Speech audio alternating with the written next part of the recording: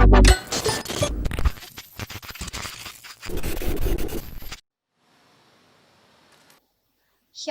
jemaat yang terkasih dalam nama Tuhan Yesus. Selamat hari Minggu, selamat datang kembali dalam hadirat Tuhan hari ini. Hari ini kita mau bersyukur kepada Tuhan. Kita mau meninggikan Tuhan. Karena Tuhan sungguh besar dan sangat besar di dalam kehidupan kita. Mari kita memuji Tuhan. Kita tinggikan Tuhan dalam hidup kita. Mari kita menyembah Dia.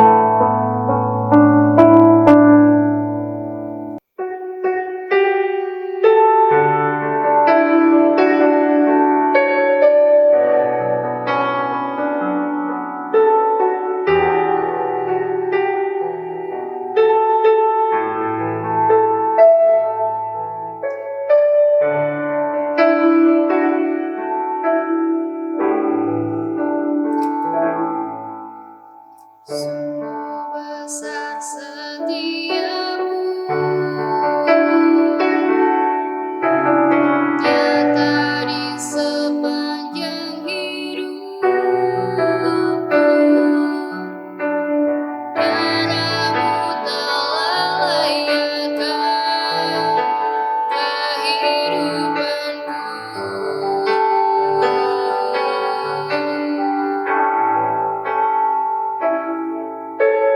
Tiada kata yang bisa lukiskan indahnya Kau Tuhan. Bagimu segala pujian dan kemuliaan.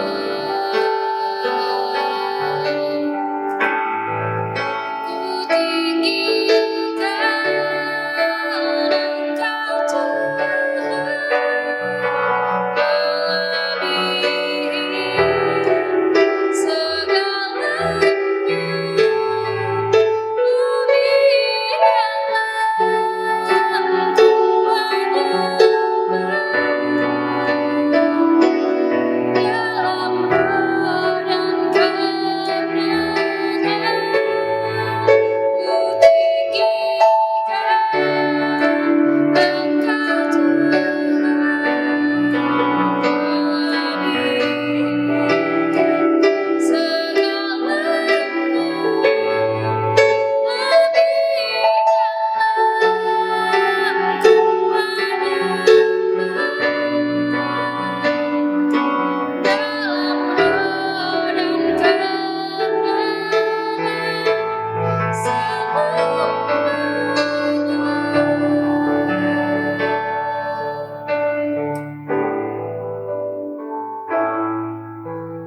tiada kata yang bisa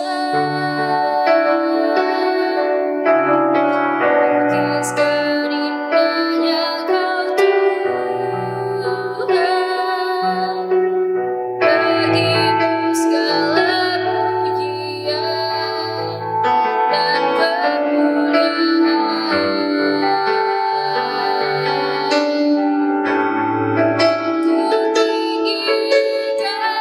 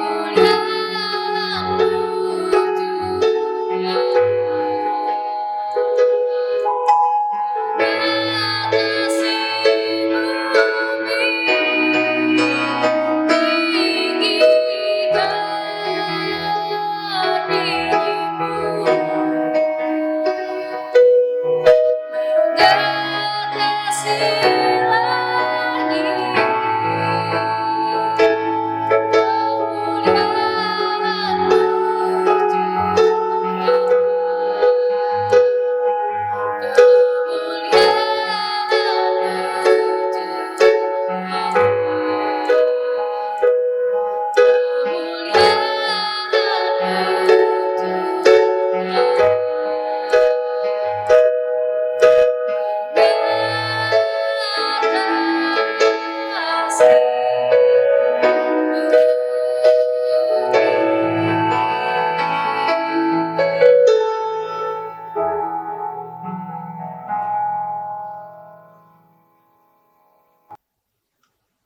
Sorgawi, Bapa yang baik, Bapa yang begitu mengasihi kami dalam setiap langkah kehidupan kami ada saat ini ya Tuhan. Itu semua karena kasih dan kemurahan-Mu yang begitu luar biasa dalam kehidupan kami. Layakkan kami hari ini untuk boleh masuk dalam hadirat-Mu ya Bapa, untuk boleh memuji Tuhan, memuliakan Tuhan lebih lagi dalam hidup kami. Sertai kami dalam setiap langkah kehidupan kami ya Bapa. Terima kasih Tuhan Yesus. Terima kasih Roh Kudus. Terpujilah nama-Mu ya Tuhan. Amin.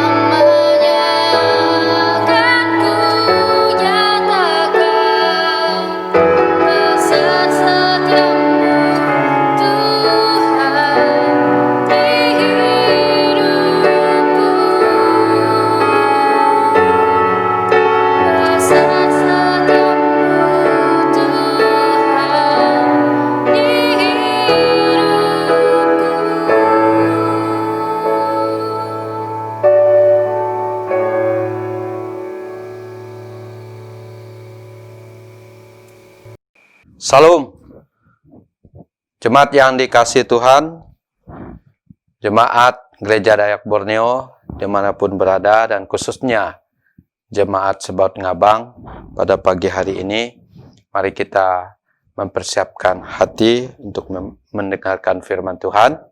Sebelumnya saya mengajak untuk kita berdoa. Mari kita berdoa. Bapa di sorga, kami mau merenungkan firman-Mu. Kami minta Roh-Mu yang kudus beracara, intervensi, hadir di tengah pemberitaan firman Tuhan ini. Semua orang yang mendengarkan firman Tuhan ini, Tuhan mau berkati, Engkau mau curahkan rahmat-Mu, dan buat mereka boleh merasakan berkat-berkat-Mu melalui firman Tuhan ini. Terima kasih Bapa, terpujilah nama-Mu. Kami patahkan setiap kuasa lain yang ingin intervensi mengganggu, kami hancurkan dalam nama Yesus. Di dalam nama Tuhan Yesus Kristus, kami berdoa. Haleluya. Amin. Firman Tuhan terambil dalam Roma pasal 11 ayat yang ke-33. Roma 11 ayat 33. Firman Tuhan berkata, "Oh, alangkah dalamnya kekayaan, hikmat dan pengetahuan Allah. Sungguh tak terselidiki keputusan-keputusannya, dan sungguh tak terselami jalan-jalannya." Saya ingin mengajak kita untuk melihat tema khotbah kita, tema firman Tuhan pada pagi hari ini, yaitu tak terselami keputusan Allah dan jalannya Allah. Sekali lagi, tak terselami keputusannya dan jalannya Allah di dalam hidup kita. Jemaat yang dikasihi oleh Tuhan, sering kita mendengar ada orang kecewa karena ada masalah-masalah hidup yang mereka hadapi, seolah-olah Tuhan tidak mendengar doa mereka. Kemudian ada juga orang yang merasa kaget dengan berkat-berkat Tuhan yang tidak pernah disangka-sangka. Tiba-tiba mereka melihat mujizat-mujizat Tuhan terjadi dalam hidup mereka. Jemaat yang dikasihi Tuhan, di tengah kepercayaan kita kepada Allah, kita melihat bagaimana Tuhan bekerja di tengah hidup kita. Seringkali kita tidak menyangka dan seringkali juga kita tidak mengerti rencana Allah dalam hidup kita. Pembacaan firman Tuhan ini mengatakan bahwa, oh alangkah dalamnya kekayaan, hikmat dan pengetahuan Allah. Sungguh tak terselidiki keputusan-keputusannya, dan sungguh tak terselami jalan-jalannya. Sungguh tidak terselidiki keputusan-keputusan Allah, dan sungguh tak terselami jalan-jalannya. Jemaat yang dikasihi oleh Tuhan, kita tidak bisa menyelami jalan Tuhan. Kita tidak bisa menyelidiki, mengerti kehendak Tuhan, rencana Allah dalam hidup kita.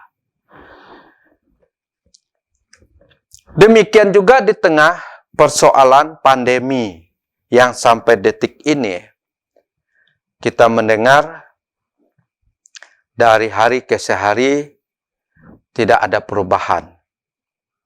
Bahkan akhir-akhir ini semakin marak, semakin banyak yang terkena COVID-19. Jemaat yang dikasihi oleh Tuhan, seperti yang pernah saya sampaikan beberapa waktu lalu, bahwa persoalan pandemi ini tidak hanya di satu negara, satu benua, atau satu daerah, tetapi ini sudah merata di seluruh dunia. Jemaat yang dikasihi Tuhan, kita pun tidak tahu kapan pandemi ini bisa selesai. Semua sedang mengharapkan ada obat yang bisa menyembuhkan COVID-19 ini. Jemaat yang dikasihi Tuhan, tetapi kita pun tidak tahu sampai kapan persoalan ini selesai. Jemaat yang dikasihi Tuhan, Karena di tengah pandemi ini, ada keterbatasan orang untuk banyak beraktivitas. Di tengah pandemi ini, juga menjadi persoalan orang beribadah. Ini puji Tuhan, gereja sudah diizinkan untuk melakukan kegiatan ibadah. Hanya dibatasi. Tempatnya harus sesuai dengan protokol. Kemudian harus menjalankan protokol kesehatan. Dan tidak boleh yang lansia dan anak-anak. Maka di tengah-tengah pandemi ini, jemaat ibadah setiap gereja sudah sangat jauh berkurang. Dari sekian banyak orang yang aktif ke gereja, sekarang ini hanya berapa persen orang bisa aktif ke gereja. Mungkin karena persoalan takut, atau karena memang mereka tidak bisa meninggalkan karena ada anaknya di rumah dan ada orang tua, sehingga mereka lebih memilih beribadah di rumah dan seterusnya. Saudara yang dikasihi oleh Tuhan, tetapi bagi orang yang malas, saudara, bagi orang yang malas, ini adalah persoalan yang paling menguntungkan bagi mereka ketika pandemi ini. Karena mereka sudah terbiasa tidak mau ibadah, ketika ada pandemi menjadi satu alasan mereka tidak mau beribadah. Jemaat yang dikasihi Tuhan, seperti tadi saya sudah katakan, tak terselami keputusannya dan jalan-jalannya Allah. Kita tidak tahu apa maksud Tuhan dengan pandemi ini. Apa rencana Tuhan dengan pandemi ini? Apakah ini mau menguji umat Tuhan sekalipun ada batasan-batasan, ada aturan-aturan, sehingga tidak bisa bebas seperti dulu untuk melakukan aktivitas pelayanan atau ibadah, perkumpulan-perkumpulan ibadah, sehingga membuat mereka harus tidak seperti biasa, sehingga jemaat lebih banyak beribadah di rumah dan seterusnya. Atau ada hal lain yang Tuhan ingin nyatakan dalam hidup kita. Apakah Tuhan ingin supaya jemaat semakin dewasa, tanpa harus tergantung ke gereja, tetapi mereka tetap bertahan dalam iman setia, walaupun dengan sendirinya. Jemaat yang dikasihi oleh Tuhan, karena itu dalam firman Tuhan ini, paling tidak ada 3 hal yang penting yang harus kita lakukan sebagai orang percaya. Hal yang pertama, milikilah Kristus sebagai Tuhan dan Juru Selamat secara pribadi. Untuk kepastian hidup di akhirat. Jemaat yang dikasihi Tuhan, firman Tuhan berkata, "Akulah jalan dan kebenaran dan hidup." Pasal Yohanes 14 ayat 6. Firman Tuhan berkata, "Akulah jalan kebenaran dan hidup. Tidak ada seorang pun yang sampai kepada Bapa kalau tidak melalui aku." Firman Tuhan berkata dalam Kisah Rasul pasal 4 ayat 12, bahwa di bawah kolong langit ini tidak ada nama lain yang olehnya kita diselamatkan. Saudara yang dikasihi oleh Tuhan, di bawah kolong langit ini tidak ada nama lain yang olehnya kita diselamatkan. Dan keselamatan tidak ada dalam siapapun juga. Dalam siapapun juga tidak ada keselamatan selain di dalam Dia. Sebab di bawah kolong langit ini Tidak ada nama lain yang diberikan kepada manusia yang olehnya kita dapat diselamatkan. Saudara yang dikasihi Tuhan, yang pertama yang harus kita lakukan adalah milikilah Kristus sebagai Tuhan dan Juru Selamat secara pribadi untuk kepastian hidup di akhirat. Firman Tuhan berkata,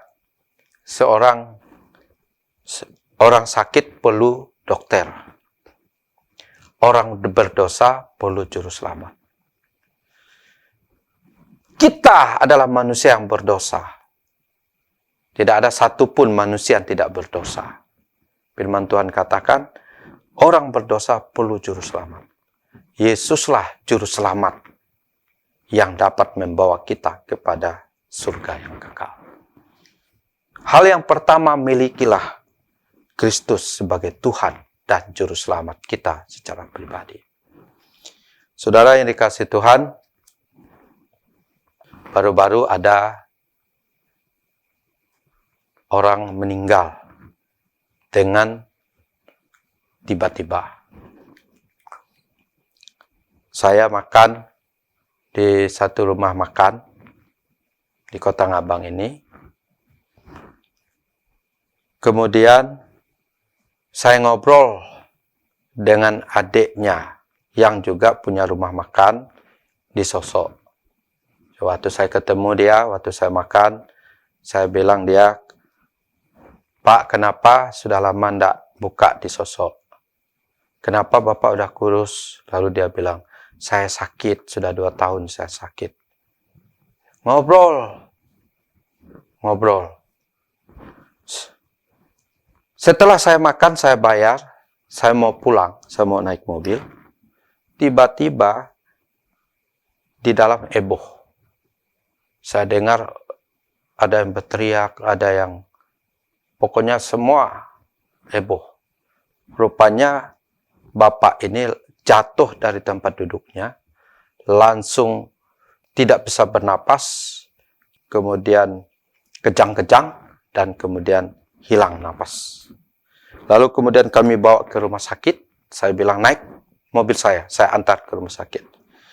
Setelah di rumah sakit diperiksa, kata dokter dia sudah meninggal. Padahal waktu itu, sebelumnya itu, sama-sama ngobrol dengan saya. Seketika saja nyawanya hilang.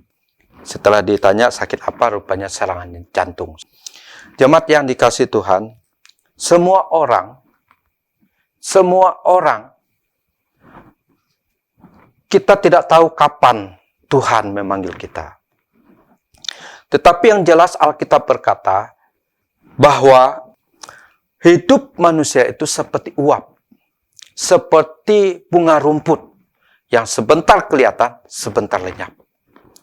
Oleh karena itu, firman Tuhan katakan, milikilah Kristus sebagai Tuhan dan Juru Selamat dalam hidup secara pribadi.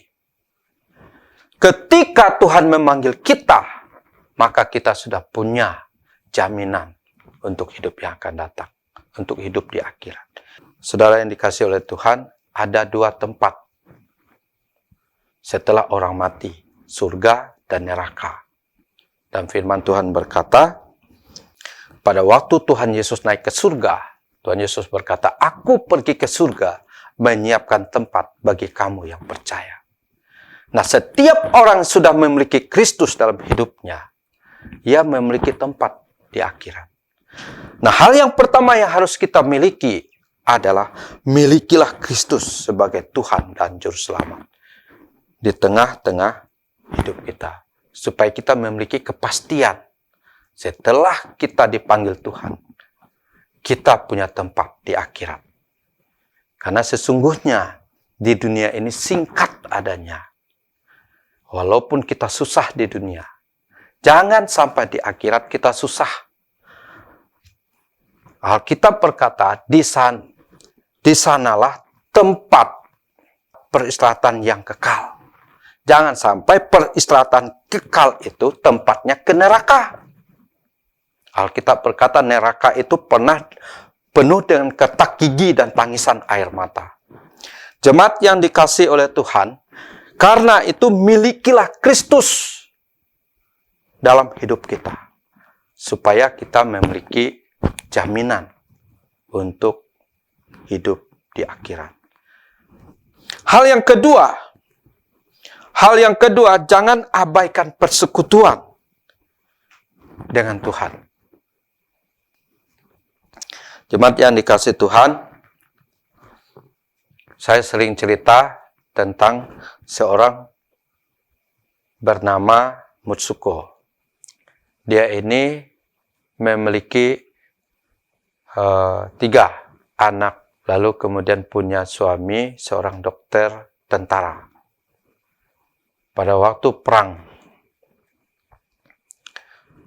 dalam perang, setiap kali ada perang, dia selalu ikut, dan pada waktu itu gugur dalam perang. Jemaat yang dikasihi Tuhan, ia mendengar suaminya meninggal. Ia begitu kecewa dan putus asa, karena anak-anaknya masih kecil. Kemudian ia bergumul, lalu Tuhan pimpin mereka, dan Tuhan buka jalan, dan dia bekerja di satu rumah sakit. Pada waktu ia bekerja sebagai ahli gizi, kemudian setiap pagi sebelum beraktivitas, dia selalu bawa anaknya untuk bersekutu, untuk buat ibadah pagi. Persekutuan, baca Alkitab, nyanyi, doa. Setiap pagi.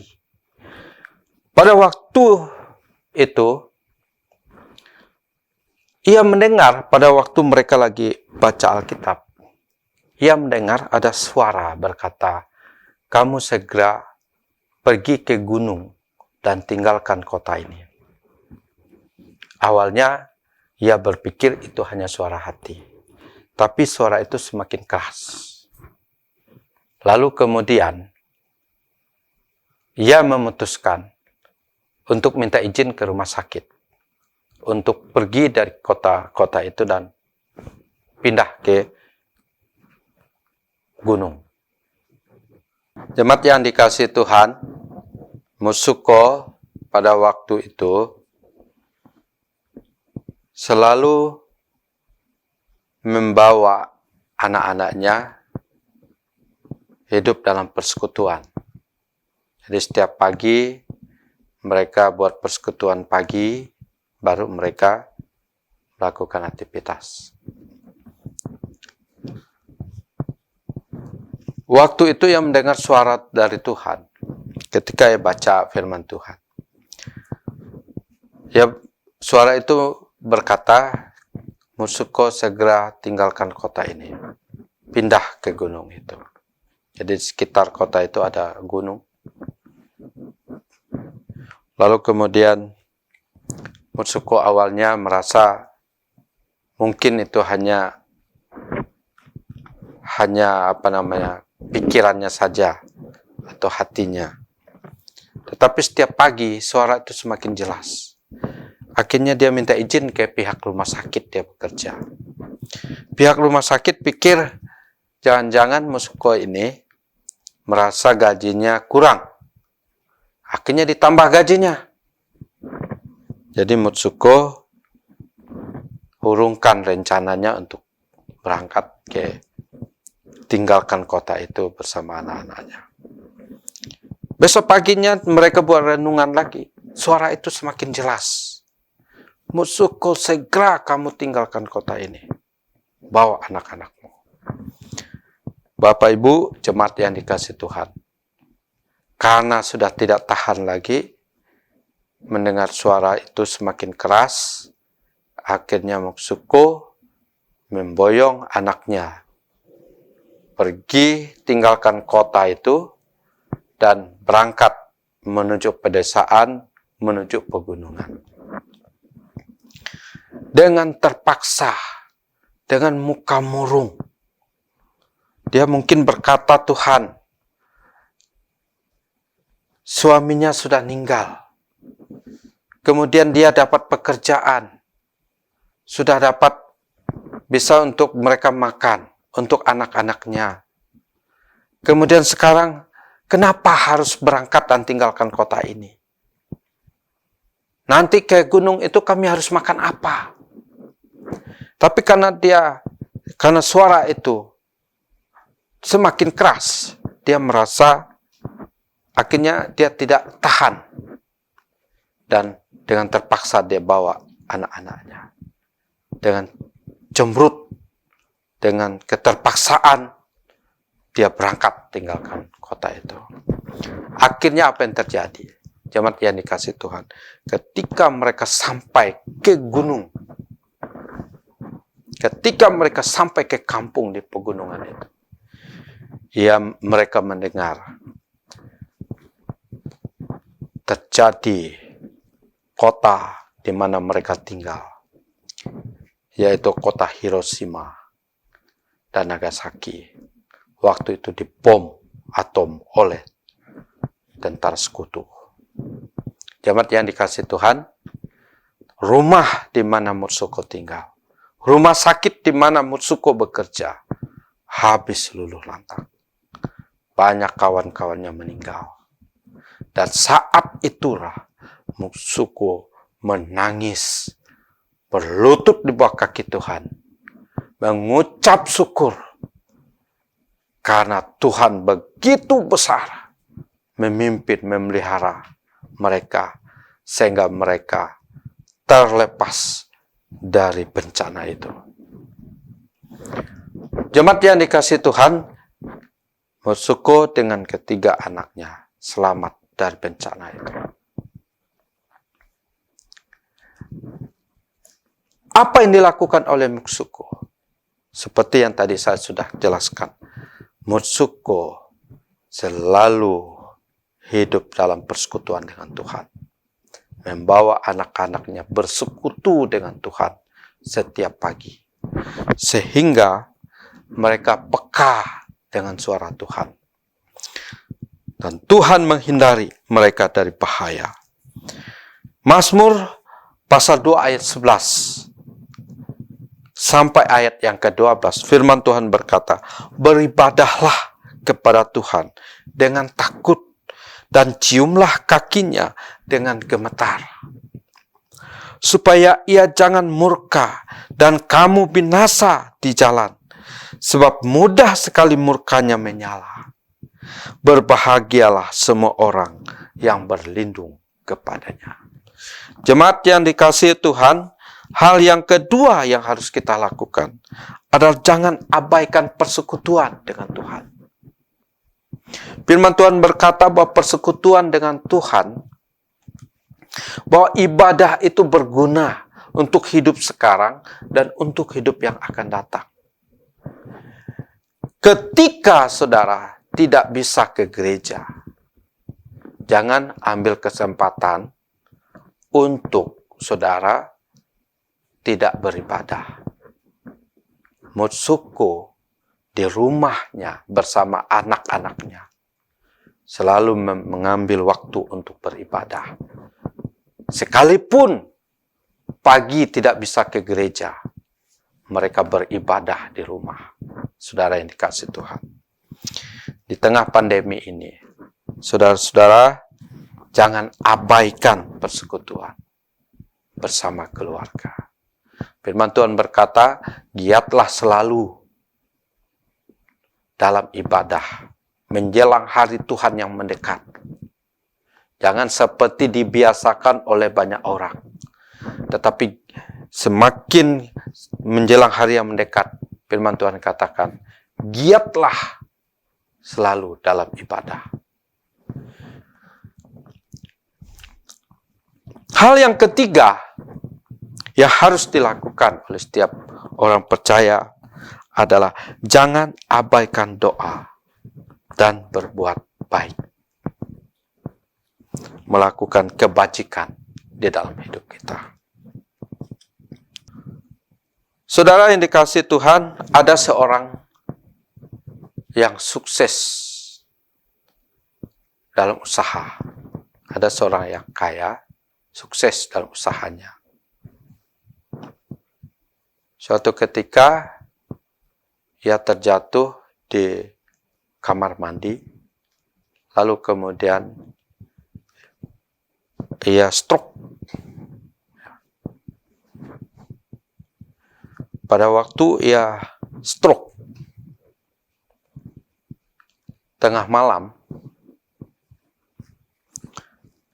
datang malaikat kepada orang kaya ini. Orang yang sukses, punya usaha ya, sukses ini. Malaikat ini katakan, Tuan, katanya, Pak, katanya, Bapak akan meninggal kalau tidak ada 50 orang yang berdoa untuk Bapak dalam 1 kali 24 jam. Kalau dalam 1 kali 24 jam ini tidak ada yang berdoa, tidak sampai 50 orang yang berdoa untuk Bapak, maka Bapak akan meninggal. Jadi orang kaya ini bilang, gampang itu kalau 50. Karena saya punya karyawan 2.000 orang.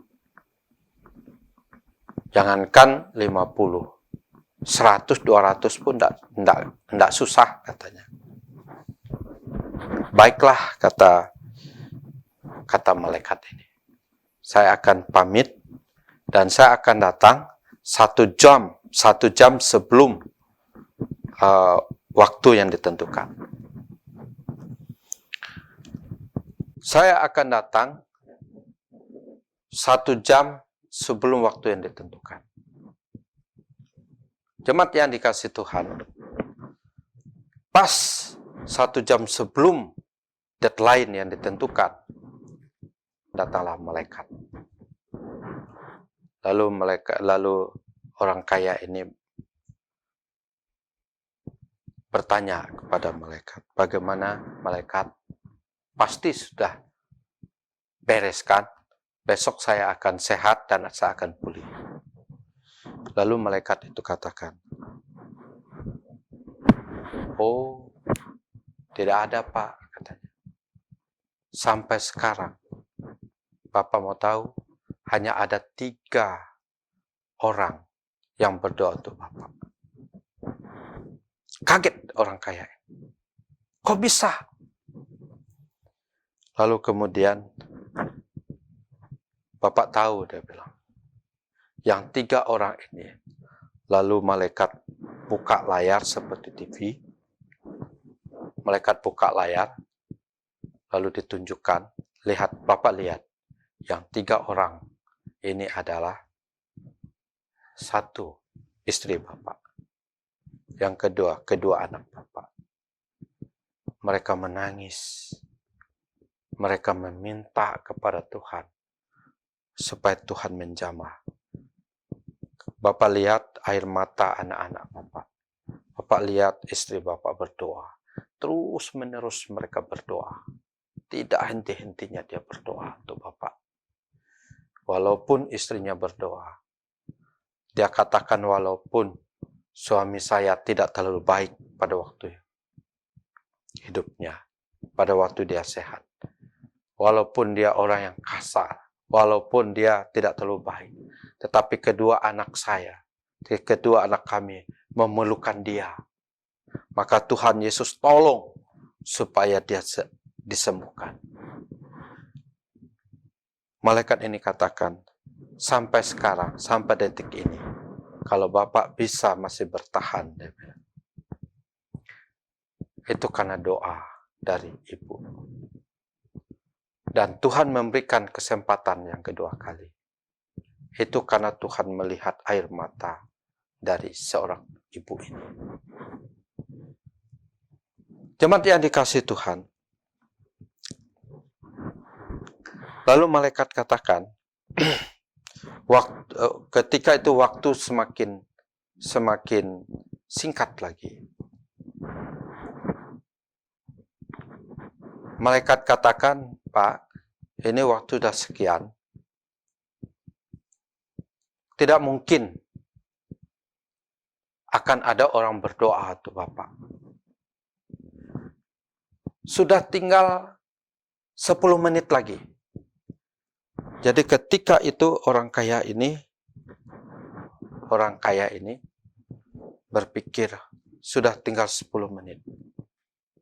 Tidak mungkin ada orang yang bisa berdoa 47 orang lagi bisa berdoa untuk Bapak ini. Jemaat yang dikasihi oleh Tuhan, kemudian apa yang terjadi? Apa yang terjadi? Detik-detik terakhir menjelang waktu yang sudah ditentukan, tiba-tiba dikagetkan, malaikat sampaikan, Pak, dia bilang, Bapak tidak jadi mati. Lalu dia senang. Kenapa? Padahal dia bilang, tinggal 10 menit, hampir sudah tidak sampai 10 menit. Dia bilang, ada 47 anak berdoa untuk Bapak pada jam subuh ini, dia bilang. Lalu dia bingung, pasti itu, pasti karyawan saya, anak buah saya. Oh bukan, memang ada anak buah Bapak berdoa, beberapa orang. Tapi doanya tidak tulus. Bahkan ada yang senang dengan Bapak sakit. Karena pada waktu Bapak sehat, Bapak seorang pemimpin yang kejam. Bapak sering memecat orang, walaupun tidak ada salah. Jadi banyak orang berdoa tetapi tidak tulus, katanya. Lalu bagaimana? Yang 47 orang itu. Dia bilang, ada anak yang membaca berita bahwa Bapak ketika masuk di koran, mereka baca bahwa nama Bapak sedang sakit keras.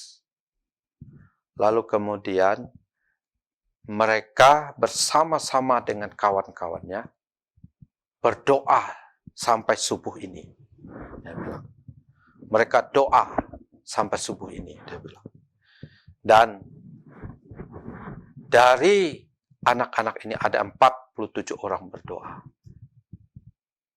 Dia tanya, yang berdoa itu siapa? Dia katakan, ada satu tempat di mana Bapak pernah kunjungi tempat itu dalam beberapa bulan yang lalu. Oh, baru dia teringat bahwa ia pernah mengunjungi panti asuhan dan pernah menyumbang, membantu panti asuhan itu.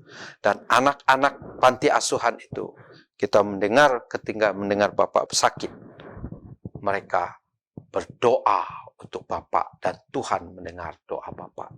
Sekalipun waktu itu Bapak membantu, bukan dengan ketulusan, katanya. Mungkin Bapak ingin terkenal, supaya orang lihat atau pemerintah lihat bahwa Bapak seorang dermawan. Tetapi anak-anak ini dengan tulus berdoa untuk Bapak. Dan karena doa anak-anak inilah, maka Bapak besok sembuh pulih. Jemaat yang dikasihi oleh Tuhan, akhirnya dari 50 orang yang diminta, tercapai 50 orang berdoa. 3 dari keluarganya, istri dan anaknya. 47 orang. Orang-orang yang pernah dia bantu di panti asuhan. Jemaat yang dikasihi oleh Tuhan, saya mau sampaikan 2 hal melalui hal ini. Yang pertama, karena doa 50 orang ini menyelamatkan orang kaya ini dari penyakitnya. Yang kedua, apa yang membuat orang ini tergerak berdoa untuk Bapak? Karena ia berbuat baik Ia membantu orang susah, membantu anak yatim piatu, membantu anak panti asuhan. Sehingga orang-orang yang membantu, yang pernah dibantu, berdoa untuk dia. Karena itu saudara-saudara, jangan abaikan doa. Firman Tuhan katakan bahwa doa, bila didoakan dengan sungguh, sangat besar kuasanya. Firman Tuhan berkata dalam Galatia pasal 6 ayat 9, janganlah kita jemu-jemu berbuat baik. Karena apabila sudah datang waktunya, kita akan menuai jika kita tidak menjadi lemah. Saudara, kita akan menuai. Karena itu apabila sudah datang waktunya, kita akan menuai. Karena itu jangan kita jemu-jemu untuk berbuat baik. Dan Kolose 4 ayat 2, firman Tuhan berkata, bertekunlah dalam doa, dan dalam pada itu berjaga-jagalah sambil mengucap syukur. Kita harus bertekun dalam doa. Dalam Lukas pasal 11, firman Tuhan berkata, jangan jemu-jemu untuk berdoa. Saudara yang dikasihi oleh Tuhan, rencana Tuhan dalam hidup kita tidak terselami. Keputusan Tuhan tidak terselami dan jalan-jalan Tuhan tidak terselami dalam hidup kita. 3 hal yang harus kita lakukan. Yang pertama, milikilah Kristus sebagai Tuhan dan Juru Selamat.